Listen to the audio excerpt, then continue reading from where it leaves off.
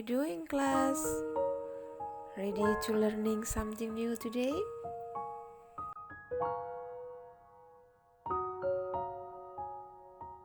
Okay, before we study our lesson today, I hope you keep healthy, always happy, and don't forget wear your mask in everywhere.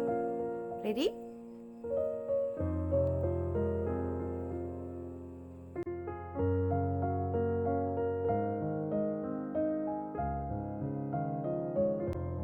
Okay, class. Today we are going to talking about expression offer, atau dalam bahasa Indonesianya kita mengenal istilah menawarkan bantuan.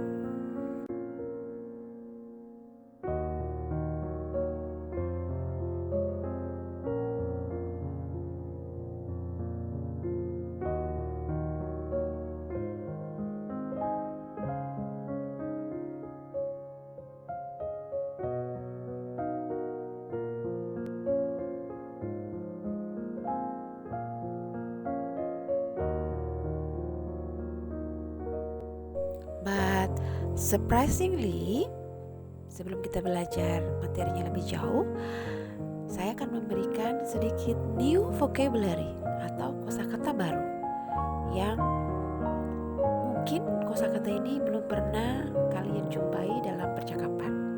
Kita lihat ya. Yang pertama, sincere. Sincere atau dalam bahasa Indonesianya jujur. Yang kedua, curious. Curious atau dalam bahasa Indonesianya penasaran. Berikutnya, convince. Convince atau meyakinkan. Next one, once I work up. Once I work up atau dalam bahasa Indonesianya setelah saya selesai bekerja. Berikutnya, cherish atau menghargai. Dan yang terakhir adalah genuine. Genuine atau dalam bahasa Indonesianya yaitu tulus. Itu dia kosakata barunya.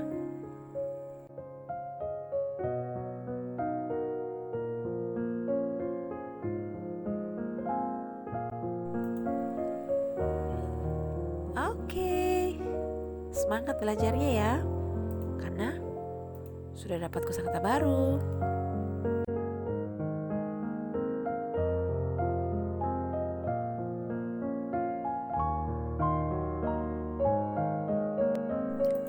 Oke, next, expression offer.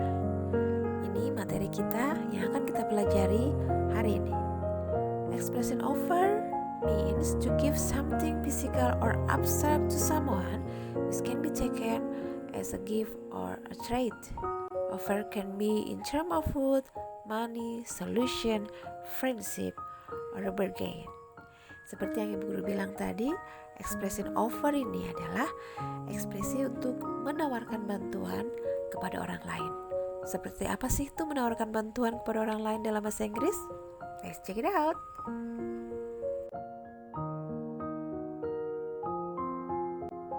Nah, ini dia contoh-contoh ekspresi atau ungkapan-ungkapan yang biasa kita gunakan ketika kita menawarkan bantuan kepada orang lain.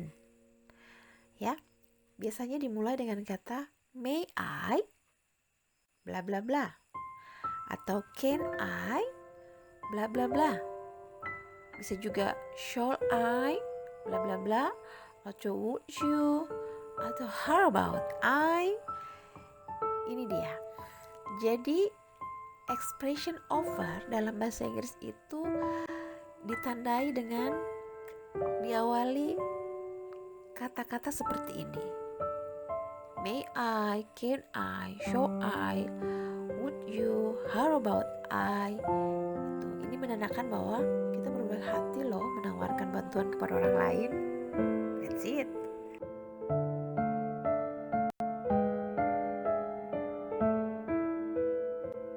Nah, untuk untuk lebih jelasnya, ini dia contoh kalimatnya. Beberapa contoh kalimatnya dalam percakapan bahasa Inggris ketika kita mau menawarkan bantuan kepada orang lain dalam berbagai situasi. Pertama, may I give you a hand? That's, can see, can I help you? Yang paling sering kita gunakan ya, can I help you? May I give you a hand? Ini sebenarnya artinya sama dengan can I help you? Ya cuma dikasih variatif sedikit. Bisa juga shall I bring you some tea? That's ketika kita mau menawarkan minuman sama orang, mau memberikan teh manis sama seorang, kita bisa bilang shall I bring you some tea? Berikutnya ada would you like another piece of cake? Tuh. Atau dalam bahasa Indonesianya mau lagi sepotong kue, mau lagi kue itu. Jadi ketika kita mau tadi menawarkan minuman manis, yang ini kita tawarkan kue sama orang. Berikutnya ada lagi how about I help you with this? Tuh. Berikutnya can I clean the car for you? Nah ini kita baik hati banget, kita mau membersihkan mobilnya orang ya. Next ada shall I help you with your homework? Ini juga ekspresi ketika kita mau menawarkan bantuan kepada teman. Mari lo saya bantu nih mengerjakan pekerjaan rumahnya.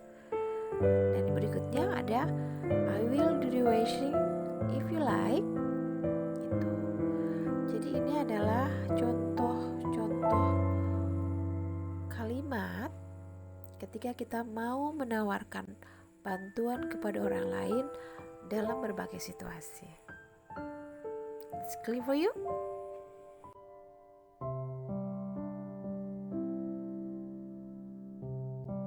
Oke.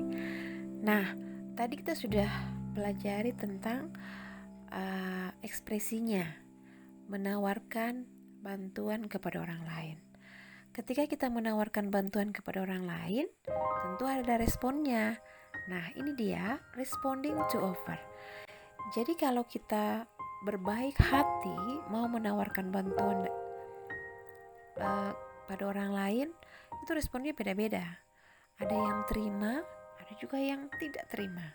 Nah, sekarang kita lihat bagaimana sih kalau kita mau menerima bantuan dari orang, dan bagaimana sih kalau kita menolak bantuan dari orang dalam percakapan bahasa Inggris.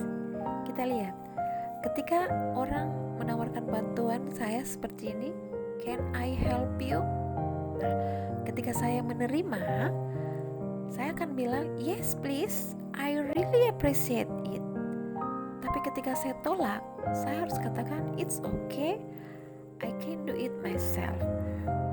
Jadi seperti materi kita minggu lalu tentang ekspresi suggestion, ada yang ketika kita memberikan saran kepada orang lain, responnya diterima atau di-accepting, ditolak atau di-refuse atau di-declining.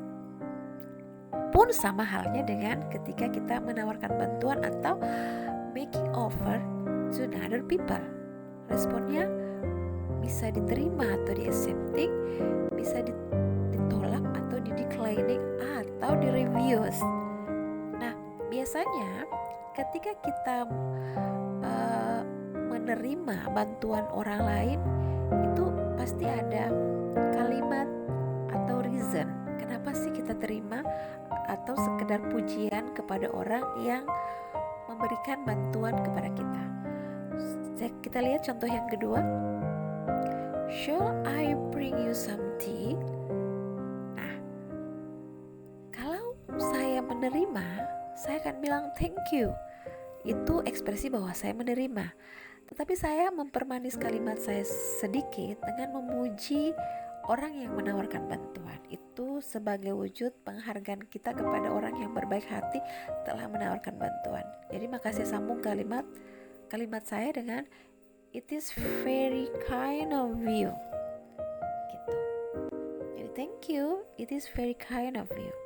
Nah, pun sama ketika kita mendeclining bantuan orang atau menolak bantuan orang, kita menolaknya dengan halus. Kalau kita tidak bisa menolaknya dengan halus pun, paling tidak kita memberikan alasan kenapa sih saya tolak itu. Coba lihat lagi kalimat nomor 1, ekspresi yang pertama, can I help you? Tapi ketika saya menolak, saya akan bilang it's okay, I can do it myself. Jadi terima kasih, saya bisa kerjakan sendiri. Jadi menolak pun ada etika dalam berbicara.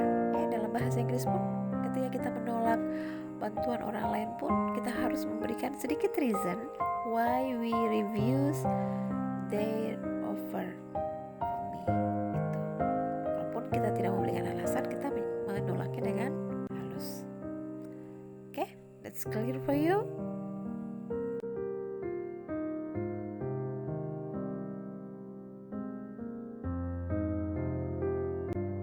Oke, next one. Tadi kita belajar tentang ekspresi offer ketika ekspresi itu diletakkan dalam sebuah conversation atau percakapan. Nah, sekarang kita akan belajar tentang ekspresi offer ketika dimasukkan dalam kalimat. Sama seperti suggestion minggu lalu, ada dibilang sentence structure to suggestion.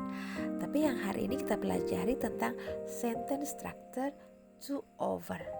Nah, karena kita bicara tentang writing atau sentence, maka dia ada rumusnya, ada formulanya. Jadi dimulai dari modal verb, kemudian subjek, kemudian objek. Nah, ekspresi offer dalam sentence structure yang kali ini atau dalam bentuk kalimatnya, writingnya, ya, itu biasanya ditandai dengan modal verb. Jadi emphasize-nya atau penekanan bahwa kalimat itu adalah kalimat offer atau menawarkan bantuan dilihat dari modal verb-nya.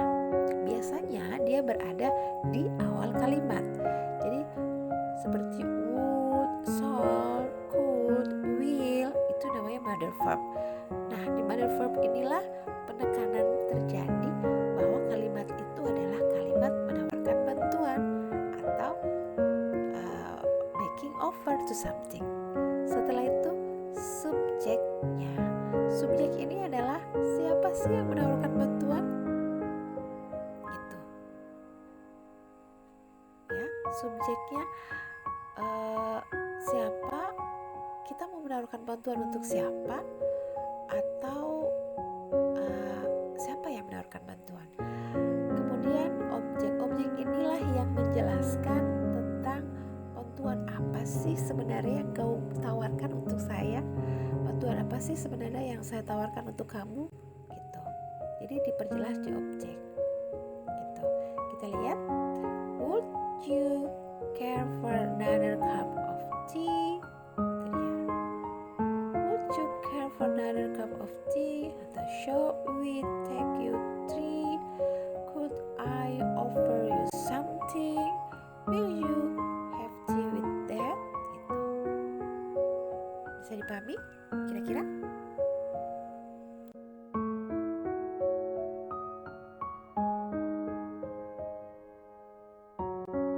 Oke, this is the last one yang akan kita bicarakan pada materi expression offer. Lihat baik-baik. Some example of collocation used to suggest an offer. Apa sih itu collocation? Nah, di sini kita lihat. Collocation adalah kombinasi kalimat yang terdiri dari noun ditambah verb, ya, atau kata benda ditambah kata kerja, atau kata kerja ditambah noun, atau kata sifat ditambah noun, atau kata kerja ditambah kata keterangan. Dan biasanya mereka diletakkan secara berbarengan, sama-sama. Gitu ya. Kita lihat contohnya. bring a tea, make room, make an effort, do laundry, come early, come prepared, go study, want a hand, eat cake, have a cookie, read Laskar Pelangi. Kita lihat, tadi Bu Guru bilang collocation itu adalah kombinasi kata yang biasanya terdiri dari kata kerja atau kata kerja ditambah noun salah satunya. Kita lihat bring tea. Bring tea ini salah satu collocation perpaduan antara kata kerja dan noun. Kata kerjanya bring, nounnya tea, atau verbnya bring, nounnya tea, gitu ya. Berikutnya make room. Itu adalah kata kerja collocation yang penggabungan antara kata kerja dan verb atau kata kerja dan kata keterangan. Secara kebetulan kata keterangannya adalah kata keterangan waktu atau kata keterangan tempat atau verb of a place. Jadi make itu adalah kata kerjanya, room itu adalah verb atau kata keterangan tempatnya, dan seterusnya. Ini biasanya kata-kata ini tidak terpisahkan, tapi mereka masuk dalam golongan collocation, di mana mereka adalah kombinasi dari kata yang merupakan perpaduan antara dua jenis kata dalam bahasa Inggris. Noun ditambah verb, verb ditambah noun, adjective ditambah noun, atau verb ditambah oke?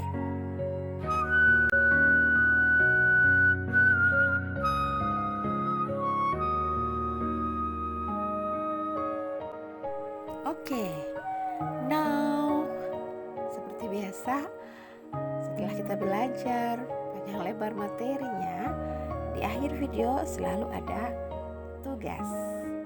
Nah, kali ini sedikit berbeda karena Ibu Guru tidak memberikan tugas itu secara detail dalam video. Nah, kamu bisa pinjam buku di perpustakaan, ya. Di situ di perpustakaan disiapkan oleh sekolah buku bahasa Inggris untuk kelas 11, dan kamu lihat tugasnya. Nah, tapi sebelum lihat tugasnya, sambil menonton video ini kamu bisa sambil membuka buku paketnya. Itu materi offer itu ada di halaman 6. Di halaman 6 sampai halaman 7.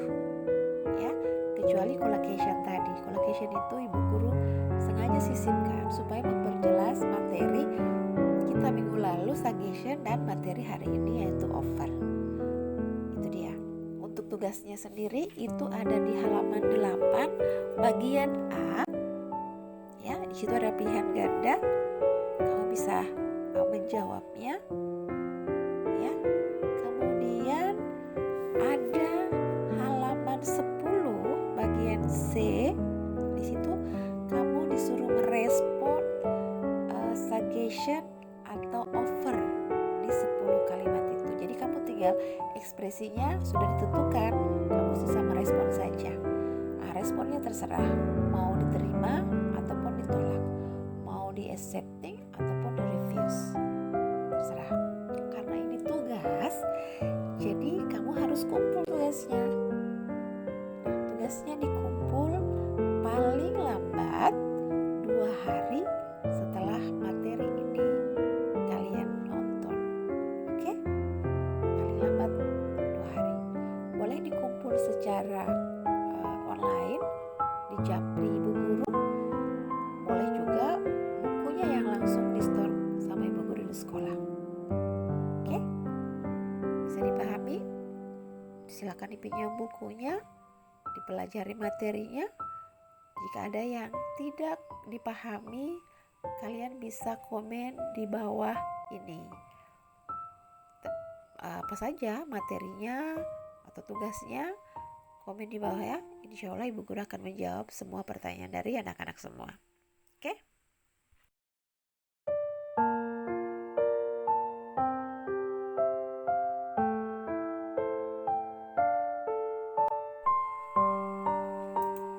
Oke, that's all our material today. Tetap semangat. See you next meeting. Bye-bye.